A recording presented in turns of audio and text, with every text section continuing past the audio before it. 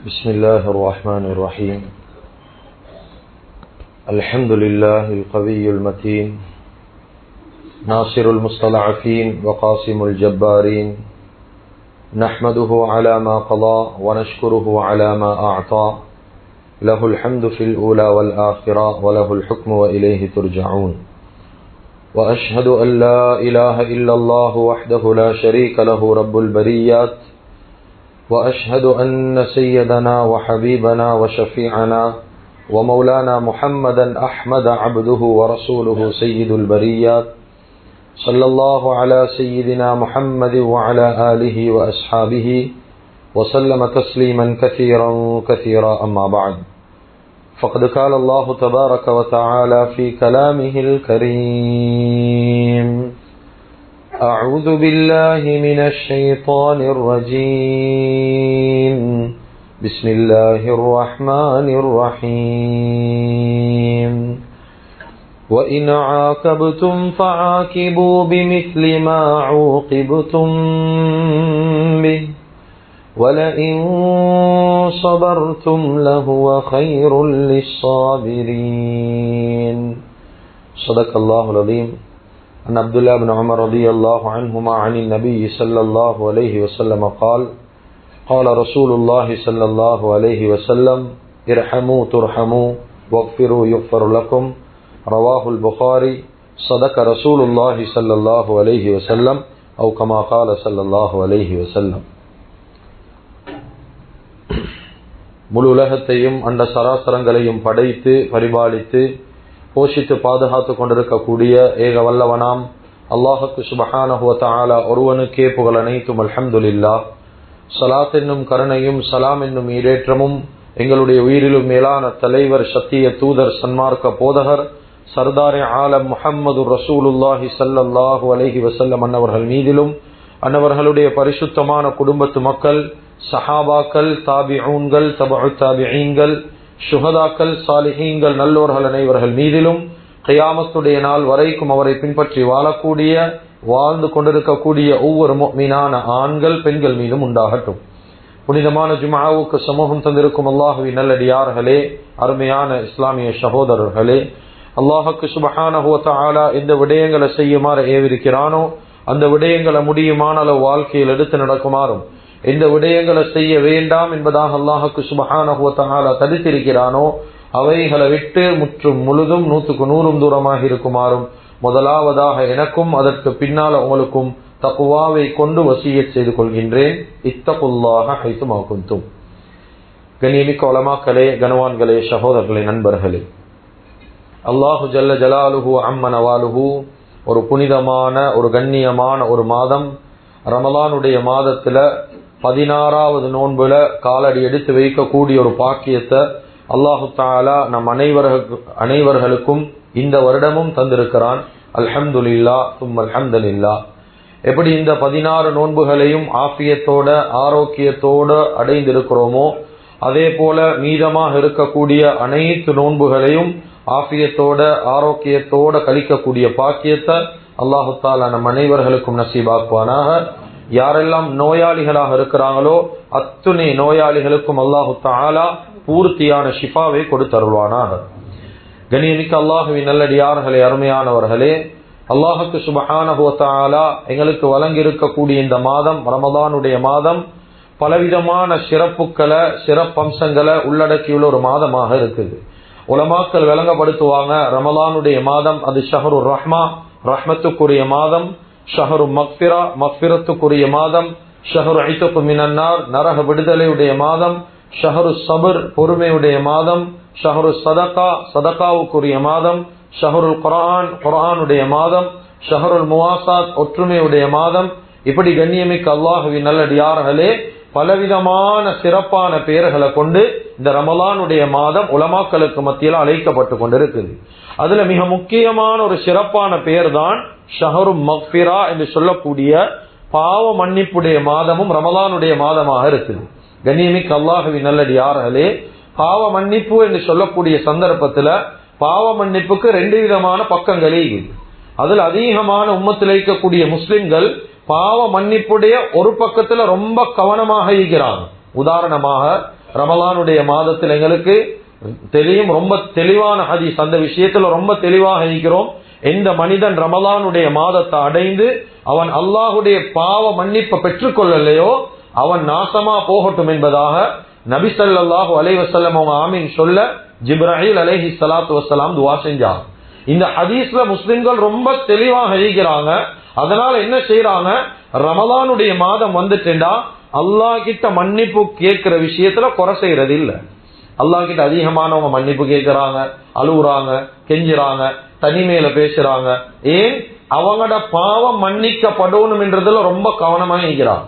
அதே போல இன்னும் சில மனிதர்கள் இருக்கிறாங்க, எப்படி அல்லாஹ்விடத்துல நாங்க பாவ மன்னிப்பு கேட்கிறோமோ அதே போல அவங்களால நடந்த தவறு, இன்னும் ஒரு மனிதனுக்கு தவறு நடந்து இருக்கலாம், பிழை செஞ்சிருக்கலாம், எங்களால் ஒரு அநியாயம் நடந்திருக்கலாம், அந்த தவறுக்காக வேண்டி அடுத்த மனிதன் கிட்ட மன்னிப்பு கேட்கக்கூடியவனா மனிதன் தயாராக இருக்கிறான். ஏன்? இந்த மாதம் மக்பிரத்துக்குரிய மாதம், அவன் பாவம் மன்னிக்கப்படும். ஏன்? அந்த மனிதன் மன்னிச்சாதான் அல்லாஹ் மன்னிப்பான், அல்லாஹ் மன்னிச்சாதான் சொர்க்கவாதி ஆகலும் என்பதுல முஸ்லிம்கள் ரொம்ப தெளிவா இருக்கிறாங்க. அதனால பாவ மன்னிப்புடைய ஒரு சைட் அவங்களுக்கு மத்தியில தாராளமா பூர்த்தி செய்யப்படுது. அல்லாஹ் கிட்டே மன்னிப்பு கேட்கிறாங்க, அவங்க அநியாயம் செஞ்சவங்க யார் யார் இருக்கிறாங்க, பிழை நடந்தவங்க எல்லாத்துக்கிட்டே மன்னிப்பு கேட்கிறாங்க. இன்னும் கொஞ்சம் பேர் அட்வான்ஸா மாறி சில மனிதர்கள் வாட்ஸ்அப்ல ஸ்டேட்டஸ்லயும் வைக்கிறாங்க, என்னையால் மனம் புண்படும்படி ஏதாவது பிரச்சனைகள் நடந்திருந்தால், தவறுகள் நடந்திருந்தால் என்னுடைய பாவங்களை மன்னியுங்கள், தவறுகளை மன்னியுங்கள், ஸ்டேட்டஸும் வைக்கிறாங்க. ரொம்ப கவனமா இருக்கிறாங்க, இந்த மாதத்துல ஏண்ட பாவம் மன்னிக்கப்படணும் என்ற விஷயத்துல ரொம்ப கவனமா இருக்கிறான். இது பிழை இல்ல, இதை நான் பிழை என்று பேசல. ஆனா எப்படி இந்த ஒரு சைட்ல மனிதர்கள் ரொம்ப கவனமா இருக்கிறாங்களோ ரெண்டாவது பாவ மன்னிப்புக்கு இன்னொரு பக்கம் உண்டு. அதுதான் கண்ணியமிக்க அல்லாஹ்வின் நல்லடியார்களே, யாருக்கு சரி நாங்க அநியாயம் செஞ்சு அவங்கள்கிட்ட மன்னிப்பு கேட்கிறோம். ஆனா யாரு சரி எங்களுக்கு ஒரு தப்பி தவறி ஒரு அநியாயம் செஞ்சா, அவங்களால ஒரு பிழை நடந்துட்டு, அவங்களால ஒரு அநியாயம் நடந்துட்டா, அவங்களோட தவறுக்கு நாங்க மன்னிப்பு கொடுக்க ரெடி இல்ல. அவங்களோட தவற மன்னிச்சு அவங்களோட சேர்ந்து போறதுக்கு நாங்க ரெடி இல்ல. நாங்க மன்னிப்பு கேட்க ரெடி. சில சந்தர்ப்பத்துல நாங்க ஒரு பணிவான மனுஷன், நாங்க ஒரு கண்ணியமான மனுஷன், அதுக்காக வேண்டி நாங்க இறங்கி போயிட்டு மன்னிப்பு கேட்க ரெடி. ஆனா ஒரு மனுஷன் எங்களுக்கிட்ட மன்னிப்பு கேட்டா, என்னையால இப்படி ஒரு தவறு நடந்துட்டு, என்னையால ஒரு பிழை நடந்துட்டு, என்னையால இப்படி ஒரு அநியாயம் நடந்துட்டு, உண்மையில நான் செஞ்சது பிழைதான், உங்களோட மேல எந்த பிழையும் இல்லை என்று சொல்லி அந்த மனிதன் மனம் திருந்தி எங்களுக்கிட்ட வந்து மன்னிப்பு கேட்டா, அந்த பாவத்தை மன்னிக்க சமூகத்துல அதிகமானவங்க ரெடி இல்லை. ஆனா இவங்களோட பாவம் அவரால மன்னிக்கப்படும், இவரது பாவம் அல்லாஹ்வால மன்னிக்கப்படணும். கேட்டா குர்ஆனாயத்தை மோதுவார், ஃபல்யஃபு ஃபல்யஸ்ஃபஹு தானே, மறங்க மன்னிங்கன்னு சொல்லி குர்ஆன் சொல்லுது. அல்லாஹ்வால மன்னிக்கணுமே, நீங்க என்னைய மன்னிக்கணுமே, இப்படி எல்லாம் வியாக்கியானம் பேசக்கூடியவர் யாரு சரி இவர்கிட்ட வந்து நீங்க என்னைய மன்னிச்சுக்கோங்கடா, அந்த பாவத்தை இவரை மன்னிக்கிறதுக்கு தயார் இல்ல. கண்ணியமிக்க அல்லாஹ்வின் நல்லடியார்களே, கொஞ்சம் குடும்பங்களுக்கு மத்தியில பாருங்க, அதிகமான சண்டை சச்சரவு, பிரச்சனை, பலாய் முசீபத், ஒத்துமை இல்லாத தன்மை. இதுக்கு காரணத்தை கொஞ்சம் எடுத்து பாருங்க. ஏதாவது ஒரு ரீதியா மனிதன் செஞ்ச ஒரு தவற வாழ்க்கையில நாங்க மன்னிக்காம ஈக்கிறதான் குடும்பத்தில் ஈக்கக்கூடிய பல பிரச்சனைக்கு மெயின் காரணமா இருக்கும். எங்கட வாழ்க்கையில நாங்க மன்னிப்பு கொடுக்க ரெடி இல்ல, அடுத்தவனை மன்னிக்க ரெடி இல்ல. நல்ல இந்த வார்த்தைய உள்ளத்தில் எடுத்து யோசிங்கோ. வாழ்க்கையில நாங்க மன்னிக்க கூடிய தன்மைகள் வரலையா, வாழ்க்கையில நல்லவர்களையும் இழப்போம், பல நலவுகளையும் வாழ்க்கையில இழப்போம். இதுல சந்தேகம் இல்லை.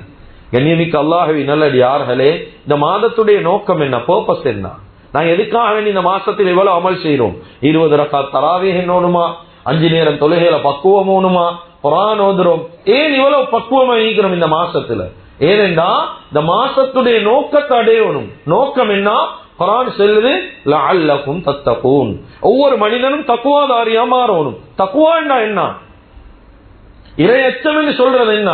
நபி ஸல்லல்லாஹு அலைஹி வஸல்லம் அவங்க அத்தக்வா ஹாஹுனா என்று உடுப்ப தூக்கி காட்டல, ஜுப்பாவை தூக்கியோ இல்லாட்டி தொப்பிட பக்கமோ தாடிட பக்கமோ ஸல்லல்லாஹு அலைஹி வஸல்லம் இஷாரா செய்யல.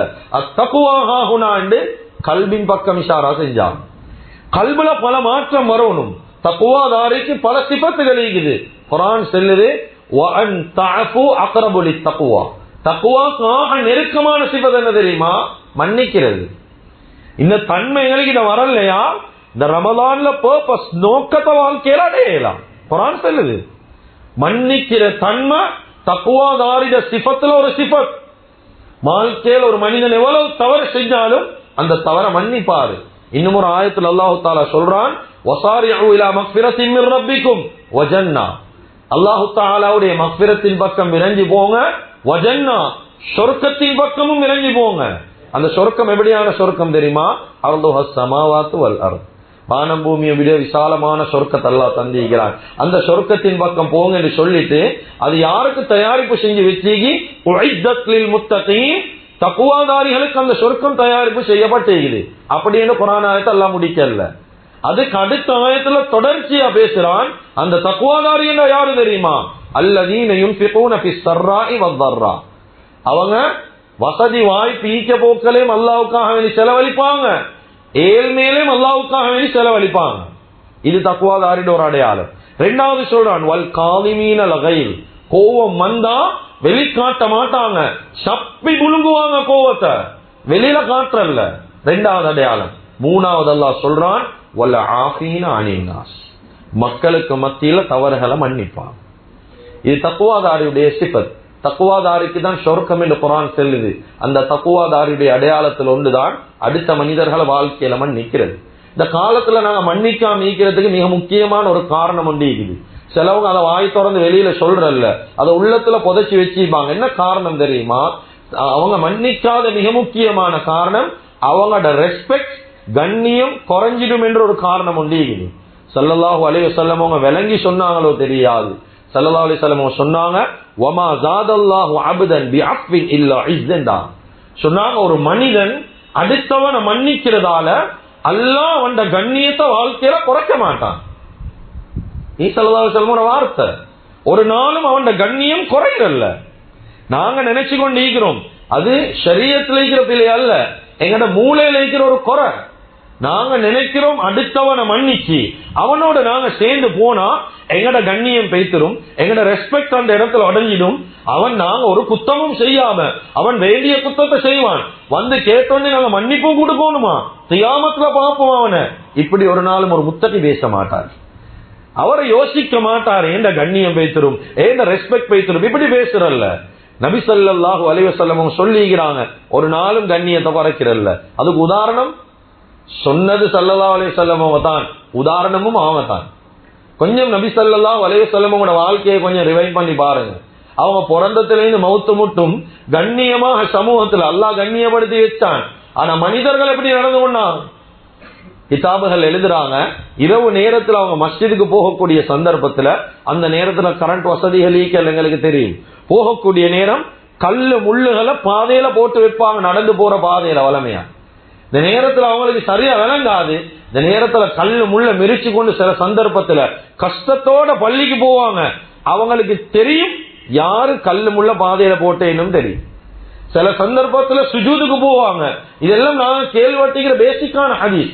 கொஞ்சம் உள்வாங்கி யோசிங்க. சுஜூதுக்கு போவாங்க, போகக்கூடிய நேரம் அவிஞ்ச ஒட்டகம் குடல் எடுத்து தலையில வச்சிடுவாங்க. ஒரு மாட்டுடைய ஒரு குடலை தூக்கேலுமா எங்களுக்கு, எவ்வளவு பாரம், சரியான பாரமே. ஒரு ஒட்டகத்துடைய குடல், மாடை விட கொஞ்சம் சக்தியான ஒரு மிருகம், ஒரு ஒட்டகத்துடைய குடல் எடுத்து சுஜூதுல வைக்க போகல அப்படியே தலையில வைப்பாங்க. அங்கால இங்கால அசைக்கலாம், அந்த குடல் சரியான நாத்தம், மூச்செடிக்கேறாத நிலைமை, அப்படியே வைப்பாங்க. அதே போல கண்ணியமிக்க அல்லாஹ்வின் நல்லடியார்களே, அவங்களோட பலவீன மனிதர்கள் நாங்க எல்லாம் யோசிக்கிறபடி எங்களோட யாருமே பிரச்சனை அழைக்க கூடாது. யாரு சரி என்ன சரி எங்களுக்கு சொன்னா கல்புல உறுத்தி கொண்டே இருக்கும், பௌத்த நேரமும் கரைச்சு கொண்டே இருக்கும். இவன் இணைய பத்தி பேசிட்டான், எப்படியாவது இணைய பத்தி தெளிவுபடுத்தணும். ஒரு நாளும் ஒன்றும் தெளிவுபடுத்த தேவையில்லை. யார் எங்களை பத்தி என்ன பேசினாலும் அவங்ககிட்ட பேசி நாங்க நல்லவன், நாங்க இப்படி தெளிவுபடுத்துறவன் தான் மோடேன். இதுல நாங்க அதை விளங்கப்படுத்த வேண்டிய தேவையே இல்லை. நாங்க சும்மா இருந்துரும், அவங்க பேசுறத பேசட்டும். ஏனென்றா நபி ஸல்லல்லாஹு அலைஹி வஸல்லம் உங்களுக்கு நல்லவன் என்று சொன்ன வாய் தான் ஒரு நேரம் வந்துச்சு கெட்டவன் என்றாங்க, சொன்னாங்க ஏமாத்துக்காரன் என்றாங்க, நீங்க நல்லவன் இல்லை என்றாங்க, முனாஃபிக் என்றாங்க. இப்படி பல பேர்களை சொல்லி கூப்பிட்டாங்க. அது மாத்திரமல்ல, தாயிஃப்ல நபி ஸல்லல்லாஹு அலைஹி வஸல்லம் அவங்களுக்கு 5 கிலோமீட்டர் வரைக்கும் சின்ன சின்ன பிளாக்கல்லால சிறுவர்களை வச்சு அடிச்சு விரட்டினாங்க. ரத்தம் சொட்ட சொட்ட சொட்ட. அழுது கொண்டு ரத்தத்தோட போனாங்க. கண்ணியமிக்க அல்லாஹ்வின் நல்லடியார்களே, நான் இந்த மிம்பர்ல இருந்து சவாலாக பேசுறேன். இங்க இருக்கக்கூடிய யாராக இருந்தாலும் ஒரு ரிவாயத், ஒரு ஹதீஸ காட்டினால் இந்த பேச்சிலிருந்து வாபஸ் ஆகிறது. நபி ஸல்லல்லாஹு அலைஹி வஸல்லம் அவங்களுக்கு இவ்வளவு அநியாயம் செஞ்சும் ரிட்டன் ஸல்லல்லாஹு அலைஹி வஸல்லம் அவங்க செஞ்ச தவறுக்கு என்னைய மன்னிச்சுக்கோங்க கேட்டா மன்னிக்க ஏலா என்று சொன்ன ஒரு ரிவாயத்தையும் தான் காட்டு. ஒரு ஹதீஸ் ரிவாயத்துல எங்க தேடியும் அப்படி ஒரு ஹதீஸ் காட்டலாம். ஏன்? ஸல்லல்லாஹு அலைஹி வஸல்லம் எல்லா தவறையும் மன்னிச்சாங்க. இப்ப கொஞ்சம் யோசிங்க, இவ்வளவு அநியாயம் செஞ்சவங்க, நபியும் ஒன்றுமே செய்யல, அநியாயம் செஞ்சவங்களோட தவறுகளை மன்னிச்ச ஸல்லல்லாஹு அலைஹி வஸல்லம் கண்ணியம் வாழ்க்கையில கூடிக்குதா குறைஞ்சிக்குதா?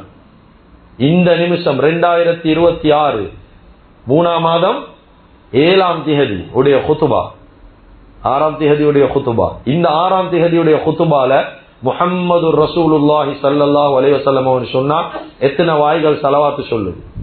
கண்ணியம் கூடிக்குதா குறைஞ்சிக்குதா? கண்ணியம் குறையிறல்ல, கண்ணியத்தெல்லாம் கூற்று. மன்னிக்கிறதால அல்ல கண்ணியத்தை குறைக்கினேண்டா அது புத்திலைக்கிற ஒரு குறையே தவிர ஷரியத்துல குறையல்ல. அது நாங்க அப்படி நினைச்சு கொண்டிருக்கிறோம். அது ஷரியத்துல அப்படி நடக்கிறல்ல. அல்லாஹ்ட வாதா நாங்க கண்ணியத்தை குறைக்க மாட்டோம் என்றதுதான்.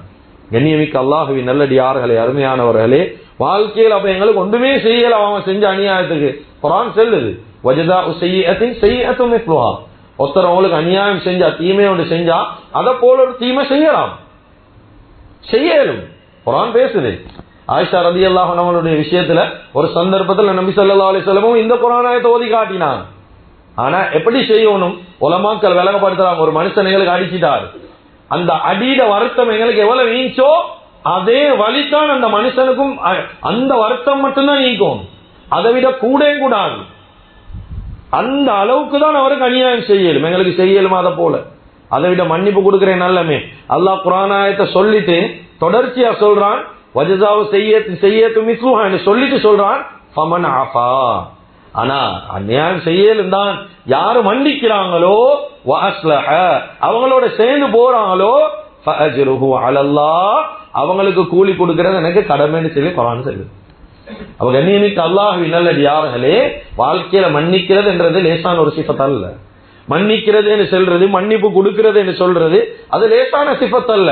எட வாழ்க்கையில கொஞ்சம் யோசிங்க, வாழ்க்கையில எத்தனை பேரை மன்னிக்க, எவ்வளவு பேரோட சேர்ந்து போகணும். சும்மா வரட்டு கௌரவம், சும்மா ஒன்று ரெண்டு இல்லாத விஷயங்கள், ஈகோ, இதனால எவ்வளவு பேர் இழந்து கொண்டிருக்கிறோம். கல்புல கைய வச்சு யோசிங்க, இன்னும் எவ்வளவு பேர் கவலைப்படுறாங்க. என்ன நான் கொஞ்சம் விட்டு கொடுக்கேன், என்ன நானோட கொஞ்சம் சேர்ந்து போகேன், எவ்வளவு பேர் கபர்ல. உம்மா வாப்பாவோட கொஞ்சம் சேர்ந்து போவேச்சு, உம்மா வாப்பா கபர்ல. மன்னிப்பு கொடுக்கலுமா? கொடுக்கறதுல புரோசனமே தான். வாழக்கூடிய நேரம் ஒத்துமையாக வாழ பழவு, மன்னிப்பு கொடுத்து வாழ பழவு. நபி ஸல்லல்லாஹு அலைஹி வஸல்லம் அவங்ககிட்ட வந்து கேட்டாங்க, எல்லாம் பேசிக் ஹதீஸ் கேட்டாங்க, யா ரசூலல்லாஹ் எங்களுக்கு கீழே வேலை செய்யக்கூடிய கம் நாஃபு அனில் ஹாதிம், எனக்கு கீழே வேலை செய்யக்கூடிய ஒரு ஹாதிம் வேலைக்காரன், அவருக்கும் எனக்கும் எந்த ரத்த சம்பந்தமும் இல்ல, அவருக்கும் எனக்கும் எந்த உறவு முறையும் இல்ல, எங்களுக்கு கீழே வேலை செய்யற எந்த சம்பந்தமும் இல்லாம வேலைக்காரன் வேலைக்காரிய நான் ஒரு நாளைக்கு எத்தனை தடவை மன்னிக்கணும் என்று கேட்டான். ஸல்லல்லாஹு அலைஹி வஸல்லம் பதில் சொல்லல. 2வது தடவை கேட்டான், 3வது தடவை கேட்டான். அப்பதான் சொன்னாங்க, உஃபு அன்ஹு ஃபீ யௌமின் 70 மர்ரா, அவங்களோட ஒரு நாளைக்கு 70 தடவை பிழை செஞ்சாலும் 70 தடவை அவங்களோட பாவத்தை மன்னிங்கடா. கொஞ்சம் யோசிங்க, எங்களுக்கும் அவங்களுக்கும் சம்பந்தம் இல்ல, ரத்த உறவும் இல்ல, உறவு முறையும் இல்ல, இவங்களோட விஷயத்துல 70 தடவை மன்னிங்கன்னு ஸல்லல்லாஹு அலைஹி வஸல்லம் சொன்னாங்கடா. என்னோட தாய் எத்தனை தடவை மன்னிக்கும், என்ன மனைவி எத்தனை தடவை மன்னிக்கும், என்ன கணவன் எத்தனை தடவை மன்னிக்கும், என்ன வாப்பா எத்தனை தடவை மன்னிக்கும், என்ன சகோதரன் எத்தனை தடவை மன்னிக்கணும். ஏன்னா நாங்க அதெல்லாம் செய்யறோமா? வாழ்க்கையில செய்யறல்ல. நாங்க உட்ற பிழை இதுதான். எங்கட பாவம் மன்னிக்கப்படணும் என்று விரும்புறோம், அடுத்தவனை மன்னிக்க இன்னும் நாங்க ரெடி இல்லை, இன்னும் தப்புவா வரையலாம். அதுதான் பாருங்க, சில மனிதர்கள் வருஷ கணக்கு நோன்பு பிடிக்கிறாங்க, 2 நேரம் தான் தின்று, ஒன்று சஹருக்கு இன்னொன்று இஃப்தாருக்கு. நோன்பு பிடிச்சாலும் அந்த நோன்பு இன்பமா இல்ல பாருங்க. இஃப்தார் இன்பம், சஹர் கசப்பு. ஏன்? ரெண்டும் தின்றேதான், சஹர்லயும் சாப்பிடுறோம், இஃப்தார்லயும் சாப்பிடுறோம். ஆனா இஃப்தார் இன்பமாகிக்குது, சஹர் கசப்பாகிக்குதேன். ஏனென்றால் நோன்புல இன்னும் இன்பம் வரல, இன்னும் ரமலான்ட பர்பஸ் நோக்கத்தை இன்னும் நாங்க அடையல. வாழ்க்கையில நோக்கம் தக்குவா மட்டும்தான். மத்த எந்த அமளிபாதத்தெல்லாம் ரெண்டாவது 20 ரக்காத்தை கொண்டு அடையோடும் முட்டுவரத்தை அல்ல தக்குவா. 20 ரக்காத்தை கொண்டு அடைகிறது பெருமை அல்ல தக்குவா. இது வரணுமா? தக்குவாவுடைய சிபாத்துகள் வரும். அதுல ஒன்றுதான் அடுத்தவனை மன்னிக்கிறேன். ஆக குறைஞ்சு இந்த சிபத்தை கூட சரிகிறோமா? இன்னும் வரலையா? ரமலான் இன்பமாய் வருஷ கணக்கு நோம்பு பிடிச்சாலும் இப்படிதான் போகும். பசியிலே தாவத்திலே இன்பமா பிடிக்க மாட்டார். கஷ்டம் சிரமம் சிலவனுக்கு ரமலான்டா கொள்ள கொண்டு போறோமா, நோம்பு பிடிக்க சரியான கஷ்டம், 1000 காரணம் சொல்லுவான். வேலை எண்டுவான், அதை எண்டுவான், இது எண்டுவான். ஏன் இன்பம் இல்லை? ஏனென்றா ரமலான்ட பர்பஸை இன்னும் நாங்க அடைய இல்லை, நோக்கத்தை அடைய இல்லை. அதுதான் இன்பம் இல்லாம இது. கண்ணியமிக்க அல்லாஹ்வின் நல்லடியார்களே, அருமையானவர்களே, கிதாபில் ஒரு சம்பவம் ஒன்று எழுதுறாங்க, கவனமா கேளு. உஹதுடைய யுத்த காலத்துல சுருக்கமா பேசுறேன். ஹுதைஃபத்துல் யமானி ரலியல்லாஹு அன்ஹு அவனோட வாப்பவும் பங்கு கொண்டான் உஹதுடைய யுத்தம். இந்த யுத்தம் எவ்வளவு பயங்கரமான யுத்தம் என்று படிச்சுப்போம்னா, கித்தைக்கக்கூடிய முஸ்லிம்கள் கூட விளங்காத அளவுக்கு ரொம்பவுமே கஷ்டமான சிரமமான ஒரு யுத்தம் தான் உஹதுடைய யுத்தம். இந்த நேரத்துல அல்லாஹ் தான் பெரிய ஒரு தூசி, அந்த போர்க்காலத்துல பெரிய ஒரு தூசி கிளம்பிச்சு. கித்தைக்கக்கூடிய முஸ்லிமா அல்லது முஸ்லிம் அல்லாத மனுஷனா என்று கூட விளங்கல். இந்த சந்தர்ப்பத்துல ஹுதைஃபத்துல் யமானி ரலியல்லாஹு அன்ஹுவோட வாப்பா ஒரு முஸ்லிம். அவர் என்ன செஞ்சாருண்டா, அவரு யுத்த காலத்துல ஒரு முஸ்லிம் அல்லாத ஒரு காஃபிரை கண்டுட்டார். இவர் என்ன செய்யறாரு, வாள் எடுத்துக்கொண்டு அவரை வெட்டுறதுக்காக வேண்டி விரட்டி கொண்டு போறார். போகக்கூடிய நேரத்துல இந்த ஹுதைஃபத்துல் யமானி ரலியல்லாஹு அன்ஹுவோட வாப்பா முகத்தை மூடிந்தாரு, தூசிக்காக வேண்டி முகத்தை மூடிதான் ஈகிறார். ஆனா பின்னுக்கு ஈகக்கூடிய சில சஹாபாக்கள் விலகி கொண்டாங்க, விரட்டி கொண்டு போறவர் ஈகிறாரு ஹுதைஃபத்துல் யமானி ரலியல்லாஹு வாப்பா. இவரு ஒரு காஃபிர்னு நினைச்சிட்டாங்க. இவங்க விரட்டிட்டு போறதுதான் காஃபிர். ஹுதைஃபத்துல் யமானி ரலியல்லாஹு வாப்பாவோ காஃபிர்னு நினைச்சிட்டான். நினைச்சு கிட்டத்தட்ட 5-6 சஹாபாக்கள் அவங்களோட பின்னு கால விரட்டினான். இந்த நேரத்தில் ஹுதைஃபத்துல் யமானி ரலியல்லாஹு கண்டுட்டான். கண்டுட்டு யுத்த களத்திலே இந்த கத்துறாங்க, அபி அபி ஹுவ முஸ்லிம் ஹுவ முஸ்லிம், அவரை என்ன வாப்பா வாப்பா வாப்பா சொல்லி சொல்லி சொல்லி சொல்லி பின்னுக்கால. ஆனாலும் அந்த யுத்த களத்துடைய சத்தத்துல யாருக்கும் கேட்கல. கிதாபுல எழுதுறாங்க, உஹதுடைய யுத்த காலத்துல ஹுதைஃபத்துல் யமானி ரலியல்லாஹு வாப்பவ சஹாபாக்கள் 4-5 பேர் சேர்ந்து கொலை செஞ்சிட்டாங்க. கொஞ்சம் யோசிங்க, இந்த சிச்சுவேஷனுக்குள்ள போங்க. வாப்பவ கண் முன்னுக்கு கொலை செய்யறாங்க சஹாபாக்கள், கூட்டாளிமார். வந்தவங்க அப்படியே முட்டன் காலில் உட்கார்ந்துட்டான். ஒரு வார்த்தை பேசல, அழுது கொண்டுதான் நீந்தான், ஒன்றுமே பேசல. இப்ப இவங்களுக்கு விளங்கிட்டு கொண்டது, நாங்க ஒரு முஸ்லிமை கொண்டுட்டோம், கை சேதப்பட்டாங்க, வாழை கீழே போட்டாங்க. முன்னுக்கு வந்தாங்க மன்னிப்பு கேட்க முன்னுக்கு எழுப்பி சொன்னாங்க ஹுதைஃபத்துல் யமானி ரலியல்லாஹு அன்ஹு அவங்க பாருங்க கல்பு எப்படி என்று சொன்னாங்க, நீங்க ஒன்றும் கவலைப்பட வேண்டிய தேவையில்லை, நான் அவங்க எல்லாத்தையும் மன்னிச்சுட்டேன், அல்லாஹ் உங்களை மன்னிப்பான். சுப்ஹானல்லாஹ். இதான் கல்பு. மன்னிப்பு கேட்கணும். நபி ஸல்லல்லாஹு அலைஹி வஸல்லம் இந்த நிகழ்ச்சியை கேட்ட உடனே அப்படியே அப்செட் ஆகிட்டான். ஓடி வந்து கேட்டாங்க, என்ன மனுஷன் நீ, மன்னிப்பு கேட்க முன்னுக்கு மன்னிப்பு கொடுத்துட்டீங்களாமே. சுப்ஹானல்லாஹ். சொன்னாங்க, பொதுவா இப்படி ஒரு இழப்பு வந்தா பைத்துல் மாலால 100 ஒட்டகம் கொடுப்போம், நாங்க 100 ஒட்டகத்தை உங்களுக்கு தாரோமே சொன்னாங்க இழப்பீட. சொன்னாங்க, யா ரசூலுல்லாஹ் உண்மையில என்னைய விட தேவை உள்ளவங்க அந்த 5 சஹாபாக்கள் தான், அவங்களுக்கு 100 ஒட்டகத்தை பிரிச்சு கொடுங்க, எனக்கு ஒன்றும் தேவையில்லை யா ரசூலுல்லாஹ். இதுதான் சஹாபாக்கள். மன்னிப்பு கேட்கணும். சொந்த வாப்பாவை கொண்டுட்டார், ஆனா அவருக்கு தெரியும் வேணும் என்று கொள்ளல, தவறுதலா நடந்துச்சு. இருந்தாலும் மன்னிப்பு கேட்கிற வரைக்கும் மீந்தாங்களா? கொஞ்சம் கல்புல கையை வச்சு யோசிங்க, எனக்கு என்ன அநியாயம் செஞ்சார், சும்மா தேவையில்லாதனோ 1-2 வார்த்தை பேசிப்பார், மனுஷன் தான். தம்பி என்ன செஞ்சார், தங்கச்சி என்ன செஞ்சார், பாப்பா என்ன செஞ்சிப்பார், கொஞ்சம் ஆசுவாசப்பட்டு ஏசிப்பார். இதுக்காக வேண்டி வருஷ கணக்கு பேசாம இருக்கிறோம் என்றா ரமலான் இன்பமாயிக்குமா? இன்பமாயிக்கும். ஒரு நாளும் இன்பமாயிக்காது. ரமலான் அடைய வேண்டிய பர்பஸ் நாங்க வாழ்க்கையில் ஒரு நாளும் அடைய மாட்டோம். அதனால கண்ணியமிக்க அல்லாஹ்வின் நல்லடியார்களே, அருமையானவர்களே, வாழ்க்கையில நாங்க கொடுக்கக்கூடிய ஒரு மன்னிப்பீகே சில மனிதர்களுடைய வாழ்க்கையை முழுமையா மாற்றும். சுமாமா இப்னு உசால் ரலியல்லாஹு அன்ஹு ஒரு சஹாபி, பெருசா கேள்விப்பட்டிக்க மாட்டோம். சுமாமா இப்னு உசால் ரலியல்லாஹு அன்ஹு இவங்க யாருண்டா, பொய் நபியுடைய காலத்துல இவங்க வந்து நபி ஸல்லல்லாஹு அலைஹி வஸல்லம் அவங்களுக்கு எதிரா ரொம்ப பயங்கரமா பேசினோம். சுமாமா இப்னு உசால் அதுக்கு போற சஹாபியா மௌத்தாயினாங்க. இந்த சுமாமா இப்னு உசால் ரலியல்லாஹு அன்ஹு அவங்கள ஒரு தடவை சஹாபாக்கள் கஷ்டப்பட்டு பிடிச்சு கொண்டு வந்து வச்சுட்டாங்க மஸ்ஜிது நபவி. அவங்க தலையை தூக்கி பார்க்கல, கீழே பார்த்துக்கோ நீங்க. நபி ஸல்லல்லாஹு அலைஹி வஸல்லம் பேசி கேட்டாங்க, சுமாமா என்ன சொல்றீங்க? சொன்னாங்க, முஹம்மத் பேரை தான் சொன்னாங்க, யா முஹம்மத், இந்த உலகத்துல எனக்கு பிடிக்காத ஒரு மோமிக்கண்டா ஓண்ட மோம் தான்டா, பிடிக்காத ஒரு மஸ்ஜிதுக்கு என்ன மஸ்ஜிது நபவி என்றார், பிடிக்காத ஒரு ஊர் என்றா மதீனாண்டாங்க. சொன்னாங்க ஐத்தான் பார்க்கறதுக்கும் விருப்பம் இல்லை உங்களேண்டா. கேட்டாங்க இப்ப உங்களோட விஷயத்துல என்ன முடிவு எடுக்க? சொன்னாங்க நீங்க களத்தை வெட்டுறேண்டா வெட்டுங்க, எந்த பிரச்சனையும் இல்லை. சொன்ன வார்த்தையை பாருங்க, நீங்க வெட்டுறீங்களா வெட்டுங்க, பிரச்சனை இல்லை. ஆனா நீங்க மன்னிச்சுட்டீங்கன்னா நான் நன்றி உள்ளவனா இப்ப நின்றா. சொன்னா ஒன்றும் பேசல வைத்தான். 2வது நாள் வந்தாங்க ஸல்லல்லாஹு அலைஹி வஸல்லம். வந்து கேட்டாங்க சுமாமா என்ன சொல்றீங்க? சொன்னா யார் சொல்ல, நேத்து சொன்னீதான் இன்றைக்கும் யார சொல்லலாம், நேத்து சொன்னேதான் இன்றைக்கும். வெட்டுறேண்டா வெட்டுங்க, மன்னிச்சுட்டா நன்றி உள்ளவனா இப்ப. ஸல்லல்லாஹு அலைஹி வஸல்லம் ஒன்றும் பேசல வைத்தான். 3வது நாள் வந்து கேட்டாங்க, அதே பதில சொன்னார். சொன்னாங்க 4வது நாள் வந்து சஹாபாக்கள் கிட்ட சொன்னாங்க, ஒன்றுமே பேசல. சஹாபாக்கள் கிட்ட சொன்னாங்க சுமாமா இப்னு உசால் ரலியல்லாஹு விடுதலை செய்யுங்க. ஒன்றும் சொல்லவும் இல்லை, அவங்களுக்கு கேட்கவும் இல்லை. இந்த சுமாமா இப்னு உசால் ரலியல்லாஹு அன்ஹு அவங்க எழும்பி கொஞ்சம் தூரம் போனாங்க, போயிட்டு ஒரு குளத்துல குளிச்சுட்டு வந்தாங்க. வந்துட்டு நபி ஸல்லல்லாஹு அலைஹி வஸல்லம் அவரோட கையை, முபாரக்கான கையை பிடிச்சி சொன்னாங்க. இப்ப சொன்னாங்க முஹம்மது என்று சொல்லல.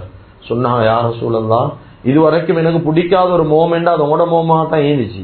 ஆனா இந்தியில இருந்து பிடிச்ச மோமெண்டா உங்களோட மோம் தான் யா ரசூலல்லாஹ். பிடிச்ச இடமெண்டா அது மதீனாண்டா, பிடித்த மஸ்ஜித் என்ன மஸ்ஜித் நபவி என்றா. சொன்னாங்க யார் சொல்ல சொல்லணும் போல. கேட்டாங்க என்ன? லா இலாஹ இல்லல்லாஹ் முஹம்மது ரசூலுல்லாஹ்னு கலிமா சொல்லி இஸ்லாத்துக்கு. ஏன் அவங்க விலங்கு இப்படி ஒரு மார்க்கம் நீக்குத உலகத்தில், இப்படியும் ஒரு மார்க்கம். எவ்வளவு அநியாயமா பேசி வேணும் மனுஷனுக்கு எதிரா. ஒன்றுமே பேசல, ஒரு சுடுசொல் சரி சொல்லல, மன்னிச்சு விட்டுட்டானே. அப்போ இப்படி ஒரு லீடரை நான் கண்டதே இல்லை. இங்க ஒரு சின்ன பிள்ளை நடந்தா போதுமே, தூக்கி பிடிச்சி அதை பேசி அவனை கூப்பிட்டு இவனை கூப்பிட்டு சீரழிச்சு சின்ன பின்னமாக்கி ஸல்லல்லாஹு அலைஹி வஸல்லம் கொடுத்த ஒரு மன்னிப்பு வாழ்க்கையில எவ்வளவு சிறந்த மனிதனை மாறினார் தெரியும். அந்த யாரோட கூட்டு சேர்ந்து நீந்தார் முஸைலமத்துல் கஸ்ஸாப் பொய் நபி, அவருக்கு எதிராக கடைசி நிமிஷத்துல குடும்பத்தோட போராடின ஒரு சஹாபி தான் இவர். குடும்பத்தோட போராடினான் அவருக்கு எதிராக, பொய் நபிக்கு எதிராக போராடினான். இதை போல ஸல்லல்லாஹு அலைஹி வஸல்லம் மன்னிச்ச மனிதர்கள் தான் இக்ரிமா ரலியல்லாஹு, எவ்வளவு பயங்கரமான நிலைமையில இருந்தார். வஹ்ஷி ரலியல்லாஹு, ஹிந்த் ரலியல்லாஹு அன்ஹா, அபூ சுஃபியான், இவங்க எல்லாம் யாரு? ஸல்லல்லாஹு அலைஹி வஸல்லம் உங்களுக்கு எவ்வளவு அநியாயம் செஞ்சாலும் மன்னிப்பு கொடுத்தவங்க. கடைசி மௌத்து ரலியல்லாஹு அன்ஹும் வரதுவான், அல்லாஹ்வால பொருந்தி கொள்ளப்பட்ட நிலைமையில மௌத்தாகினான். அதனால கண்ணியமிக்க அல்லாஹ்வின் நல்லடியார்களே, அதுதான் ஹஸன் இப்னு அலி ரலியல்லாஹு அன்ஹு, ஹஸன் ரலியல்லாஹு அன்ஹு சொல்றான், ஒரு மனுஷன் எனக்கு வலது காதுக்கு வந்து என்னைய பத்தி தேவையில்லாதமா ஏசுறான். இந்த வார்த்தை நினைவே, வலது காதுல வந்து என்னைய பத்தி தேவையில்லாதமா ஏசுறான். அதே மனுஷன் ஏசினத்துக்கு போற இடது காதுக்கு வந்து சொல்றான் என்னைய பத்தி, என்கிட்ட நான் இவ்வளவு நேரம் வலது காதுல உங்களுக்கு ஏசினத்துக்கு இடது காதுல வந்து சொல்றேன், என்னை மன்னிச்சுக்கோங்கன்றான். சொல்றாங்க ஹஸன் ரலியல்லாஹு அன்ஹு, நான் வலது காதுல பேசினதை உடனே நான் மறந்துடோட நான் மன்னிப்போடு. இதுதான் சஹாபாக்கு.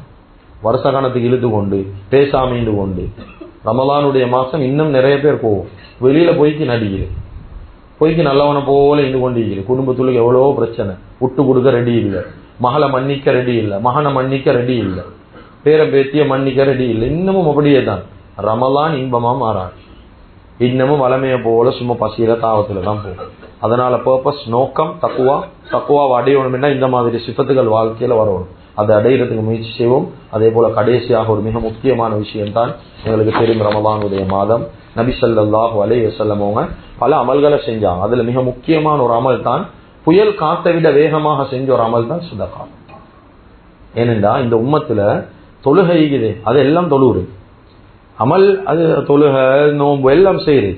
மனுஷர் செய்ய கொஞ்சம் பின்வாங்குற ஒரு அமல் தான் சதகா.